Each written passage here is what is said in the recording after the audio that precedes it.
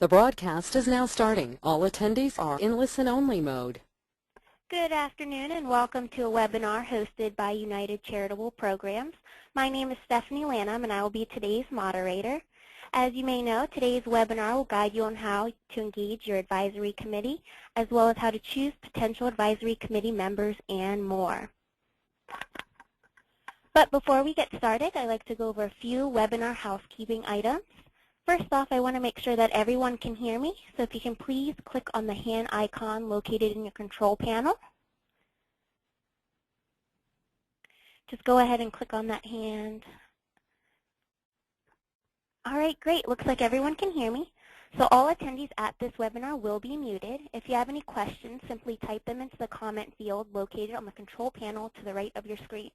We will then try to answer all questions at the end of the presentation, although this presentation is only half an hour, so we'll try to get in as many questions as possible. So now I'd like to introduce you to our Executive Director, Jan Ridgely. Hi everyone. It's really nice to be giving you my very first ever webinar. So you all are my guinea pigs. So please bear with me if I don't do everything exactly correctly right. But that's kind of part of the relaxed nature of these webinars. I want them to be very approachable for you and for us as well. And I also want you to know that this is, I'm going to give this as kind of a primer, as sort of a phase one of some of the important structuring ideals to think about as you're putting together your advisory committee or kind of re-engaging your advisory committee, whichever place you are. So I want to go through this, but know that there's an open door. Stephanie's going to give you information at the end of the presentation about, you can take a look at this presentation afterwards if you missed something, and you can email me or call me. We can set up some time to talk, and I'll probably end up doing a part 2 of this to get into a little bit more nuts and bolts. So your questions are important, and we'll try and get to them at the end. This presentation will last about 20 minutes, and then we'll open it up for your questions. So without any further ado, let's get started. So the first part of what I wanted to talk about was really the how, not only how to engage, but why engage an advisory committee, and then what is this advisory committee all about, and how does it fit into the structure and function of you being a program of United Charitable Programs. So those are some of the main concepts I want to cover today. And that's what we're showing on this slide here, is what's your program and your advisory committee, the advisory committee versus the board of directors, the responsibilities of an advisory committee, and steps for developing your committee. Well, let's get going. A strong and effective advisory committee can be a tremendous asset to your program. There's so much focus on raising money and raising funds and developing ideas, and a lot of you may feel like you're working in a vacuum as the sole person setting up your program, but your advisory committee can really help support and structure and move you forward. The role of your advisory committee at UCP: to assist you in raising funds. That is true. To promote your program to the community. To help you as the program manager to plan and implement program activities. But we have this structure within the charity of United Charitable Programs, and as a charity, United Charitable Programs has its board of directors. And I want to show you with this next slide and information about the difference between and among and the commonalities about the advisory committee for your program and the larger board of directors that runs UCP. So what exactly is a board of directors? A broad definition of a board of directors is that it is fundamental to the structure of every nonprofit, and it is responsible for the financial health and viability of the organization. So the board governs. They have financial responsibility or fiduciary responsibility for managing United Charitable Programs as an entire entity. So they're overseeing all of the functions of all of the programs, all of the policies and procedures, all of the financial aspects of UCP as an organization. And here we go into some of those details of what a board is specifically responsible for. They're responsible for evaluating my performance as the Executive Director of United Charitable Programs. They're responsible for establishing and maintaining United Charitable Programs' vision and mission and values overall. They're responsible for setting the strategic direction and monitoring our progress. And they're responsible for ensuring the fiscal health of the organization, as I said. And they also oversee the advisory committees of our programs.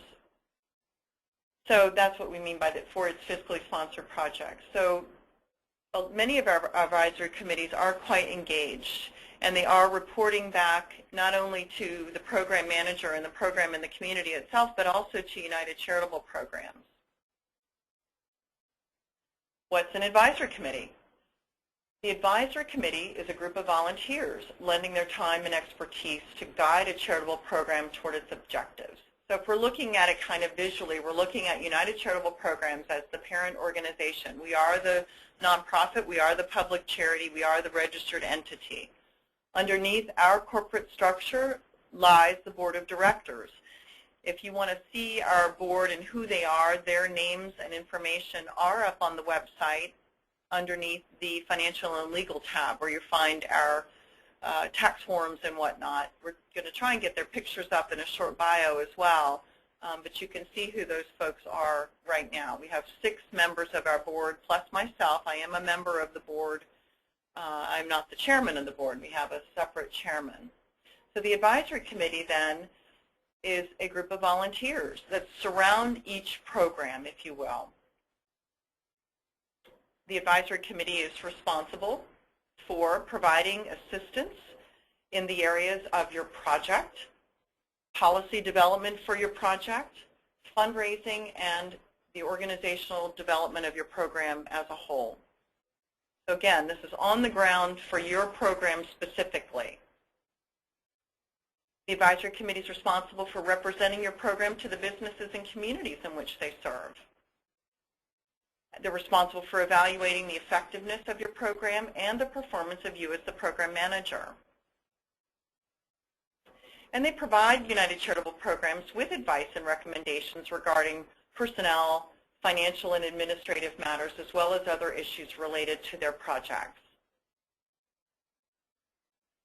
So this slide now is going to kind of sum up for you the differences between the advisory committee and the board of directors. The advisory committee has no legal corporate authority, as I described. That does lie within the bounds of the board of directors that has the legal authority for guiding and controlling the company United Charitable Programs. The advisory committee is selected by the program manager typically. The board of directors are appointed by the corporate staff at United Charitable Programs. The advisory committee members provide support and guidance to your program, while the board oversees United Charitable Programs as an organization as a whole. The advisory committee is part of the decision-making process, but they cannot make final decisions, meaning that they can't make governing decisions on the UCP as a corporation, or even on some of the program issues and ideas. So those final decisions would be left up to the UCP Board of Directors. So let's move on now for the next section. Now that we've looked at the function of the advisory committee, the definitions of the committee versus the board, we've looked at the functions of the board, the functions of the committee, why they're different. But also, I want to just say before we get here that I think there are really some similarities in the fact that the advisory committee is really kind of, if you're looking at yourself as a program and you one day want to grow up and become an independent charity someday, United Charitable Programs provides this structure for you by, first of all, sponsoring your program, but then helping you to understand the functions of a corporation for one day if you do decide to go and get that independent status. So the advisory committee is really functioning like that, like a board of directors. I don't want to confuse you with this. While there is all this is as I've presented it to you, where the board has that legal authority for the corporation, I do want you to know that you're practicing for perhaps one day becoming an independent entity by working with the board. You're understanding that you as a program manager are accountable to an entity above you and around you, which is this advisory committee, just like you as a program manager are accountable to United Charitable Programs. When you become an independent corporation, as I am as executive director, I'm accountable to the board of directors. So we want you to understand that function. We want you to understand that it's important to be transparent, accountable, open, and receiving information back and forth, feedback, and help and development from an outside source. So I wanted to get through that before now we're going to kind of look at some of the steps to developing an effective committee. And I really use these same steps as I'm looking at board development as well. So again, that's where some of the overlap is in teaching you how to bring the right people in, how to manage them, and what's going to be the most effective way to use their help. Let's look at establishing your purpose. What are your most pressing needs? So this is when you may take this home with you. You may look at this PowerPoint later and look at this step one and then think about what are your most pressing needs for your program right now, in the next 6 months, and in the next year. And I've given you some ideas of what those priorities or needs might be. You might want to increase partnerships in the community. You might need help searching for funding sources. You might need that important credibility and visibility by your members. And you want people to help you keep the community informed and engaged. Those are suggestions. You might need all of them. Most of our programs do. Next, select your targeted members, meaning that you really want to know the kinds of people based on your needs.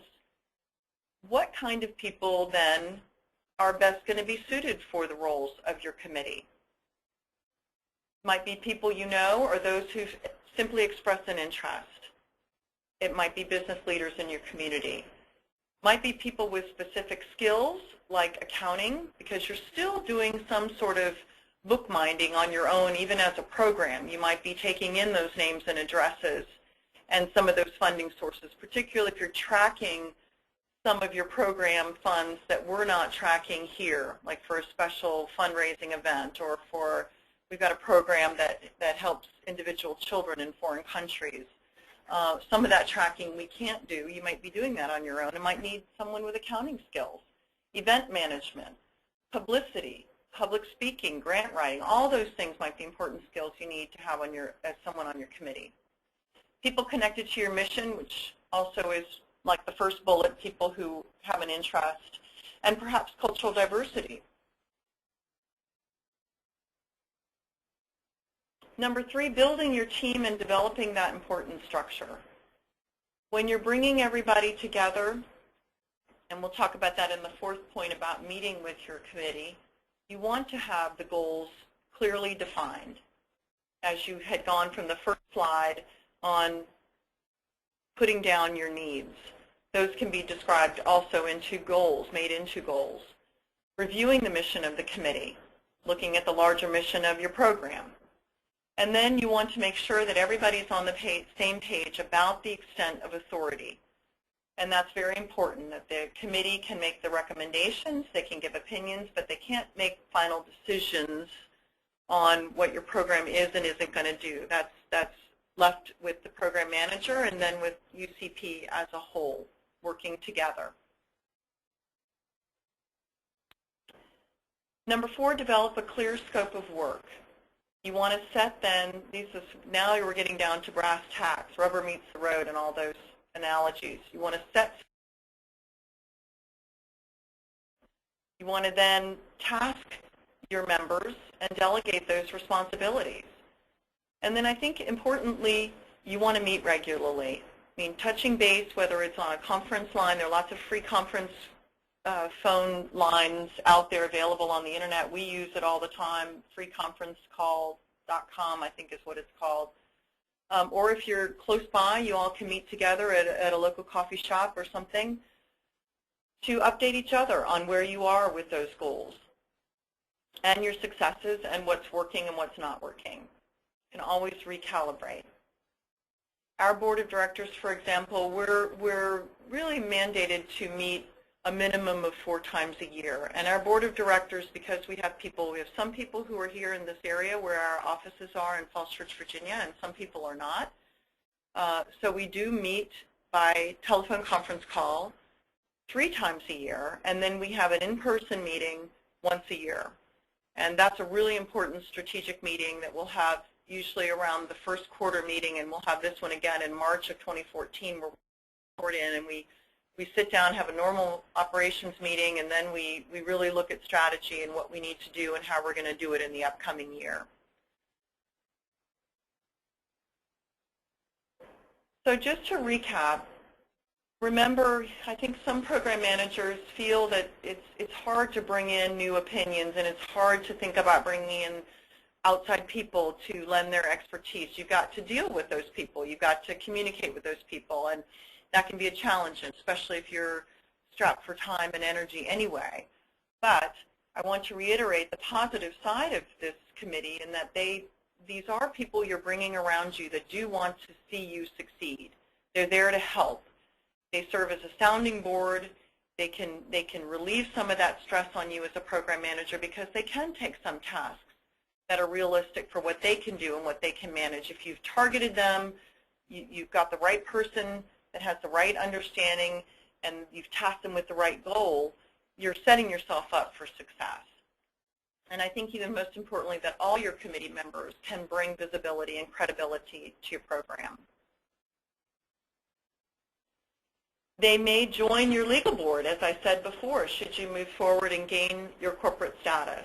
So you are now in that training ground to see what it's like to govern a board and to have that board govern you. Keeping them up to date, informed, and motivated will only serve to propel your program forward. We really believe that. We've seen that at UCP and know that it's a very, very helpful component to a successful program. So we're at the end. It's almost perfectly 20 minutes, so we have plenty of time for questions. I'm more than happy to entertain them. Even if it's not related to this, you can ask away. So Stephanie's going to help me to take a look at what you might have been typing. If there are any questions, I'm happy to answer them now. Okay, great. Thanks, Jan. We have a few questions here. Let's see. First question is, how many members can we have? That's a great question, and I see I didn't really answer that. When you're making your application to become a program at UCP, we ask for a minimum of 3 advisory committee members. It's a low number. That provides that odd number, which can be for a real board of directors, the minimum is 3. We happen to have 7 on our board. So I would say, for us, as running this large corporation of United Charitable Programs, a 7-member board is pretty good. It's not too many, but it's not too few. I could probably add a few more. For your program, you might start small as a 3-member committee and see how that goes and grow it as you can. But I would say a 3-person committee as a minimum. Thank you. The next question is, are all UCP programs required to have an advisory committee? I would say as we evolve with UCP's policies and procedures, that we don't absolutely require it as far as being a make or break whether we continue to sponsor your program or not kind of requirement. But I would say that it's a strong recommendation that you have a guiding advisory committee. And I think that if Katie Kern were on the phone or listening to this presentation, she's our Director of Program Administration, she would say most definitely yes. she would want every single one of our programs to have at least a minimum 3-person advisory committee. So we're starting with by giving you this presentation now, and we're moving towards policies, more policies of accountability, and having that advisory committee in place, say within the next 6 months to a year, is going to be a requirement. So it's not an absolute right now, but I would start thinking in terms of, yes, we need it, we must have it. Again, the board of directors is a requirement for a nonprofit corporation. So we want you to always kind of be acting and feeling like that direction, or even if you never move in that direction, to operate as if you were, because you really are operating a charitable program that is in and of itself a little mini charitable entity, and we want you to have those people on the ground monitoring your behavior, because we're not everywhere and can't be everywhere at once. And so I would say it's the best idea possible, and it will soon be a requirement. Thank you. The next question, let's see here. Can I get a copy of this webinar? Yes, you can. This webinar is actually being recorded. The link will be available in next week's newsletter, the actual presentation as well. So that's a good question. Yep, and as you can see on the slide right now, that's my direct phone number to my office and my email. So you all are more than welcome to contact me offline with questions. Okay. This question, I know you probably don't have the form up right in front of you, Jan, but it says the first paragraph of the Program Advisory Committee form is worded such that no one could meet all of the stated criteria. To what degree can the verbiage be modified? Yeah, I'd have to look at that with you, and I can't look at it right now. So let me look at it. If that person can just tap me a note offline, I'll take a look at it and get back. I wish I could answer that as a whole. Stephanie, I don't know if you can take a look at what that paragraph says. Let me see. I can try to see if I can pull that up here. And then let me just go to the next question while I look for that form. Because I know that everybody's probably wanting to understand what that means, and I would too. So let's take a look. Okay, sure. Yeah. Sure. Let me go ahead and pull that up. But I'll go ahead and give you the next question while I look for that. The next question is, where do you find members? Ah, well, that's the same kind of question as where do you find donors? It's the $64 million question, as it were. When I talk to people about either looking for funding or looking for committee members, I would start, it's like the ripple effect. You want to start with your program and your mission and your community of impact. And as you start to kind of open up that circle, I think you're going to see people kind of coming into that circle. And let's use, for example, we've got a program that operates a skate park on a public park. It's operating an after-school program for kids in an underserved area, and it's a skateboarding park, but these kids can also come and they can get some after-school help, and they can have a place to hang out. So where would he find appropriate committee members, and who might they be? Well, he might look right around that park geographic location.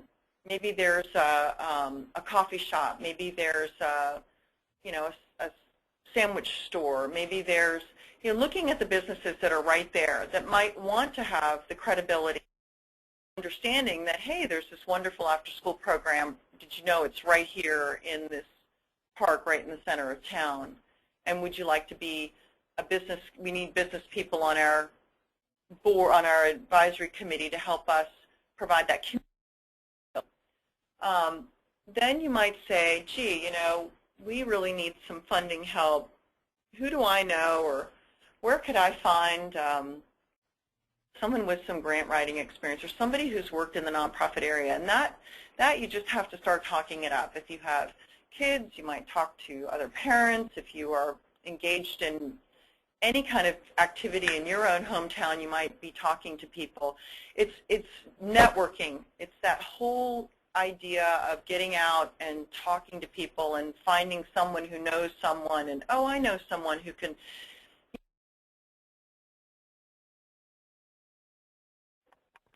to tell you exactly where to find people. For a board of directors, there are some listservs out there that look for board members and can find board members. But since you guys have programs, I would say, and they're very, very localized, that you want to be looking really right in your own backyard to begin with. Okay, great. And I found the form, so I can go ahead and read that first paragraph. Okay. To you for that previous question. Advisory committee should be comprised of 3 members that are dedicated to assisting the program manager in raising funds, promoting the program to the community, and helping the program manager in planning and implementing program activities. Advisory committees should regularly meet, typically once a quarter, and are not normally compensated. Okay. And go back, Stephanie, to what was this question that came in? Yeah, the first paragraph of the form is worded in such a way that no one could meet all the stated criteria. To what Are we talking about raise funds, promote, and planning, that criteria? I'm assuming that's what this person means. Maybe that, because I'm not sure, I don't understand the question then, because what I'm saying is that I don't think you do want to find any one person that has all of that criteria, that you want to find people that fit the needs that you have. I was suggesting that you start from your needs, and then you look outward to see what kind of people would fit those needs, and then from that standpoint, then you actually find those people. And again, in this advisory committee recommendation sheet, we're suggesting to you that you might find someone who could help you raise funds. You might find someone who could help you promote your program. You might find someone who can help you with planning. These are suggestions based on our experience of the kinds of advisory committee members that can be valuable to you. But it may be different. So if that person wants to follow up with a follow-up question, I hope I'm answering it. Okay, great. So it looks like that's all the time that we have for questions. I know there was a few other questions, but we can go ahead and talk it through email or by phone if you guys just want to contact either Jan or me. My email is stephanie@unitedcp.org. I'd be happy to answer a few questions as well. So I just want to thank Jan for taking the time out of her day to give this presentation on advisory committees, and I hope everyone here has learned a little something. But I also just want to make aware that we do have other previous recorded webinars up on our website under our resources tab. We have a video on how to get started with your UCP program, which outlines our policies, procedures, and forms. We have one on a guide to hosting an event or fundraiser, and then a guide to using the disbursement request form. And of course, we plan to do more webinars. So if you have any suggestions on what topics you would like to be covered, please email me at Stephanie, that's STEPHANIE, @unitedcp.org. And again, this webinar is recorded and will be available in next week's newsletter. Thank you, everyone. Have a good day. Bye-bye. Thank you. Bye-bye.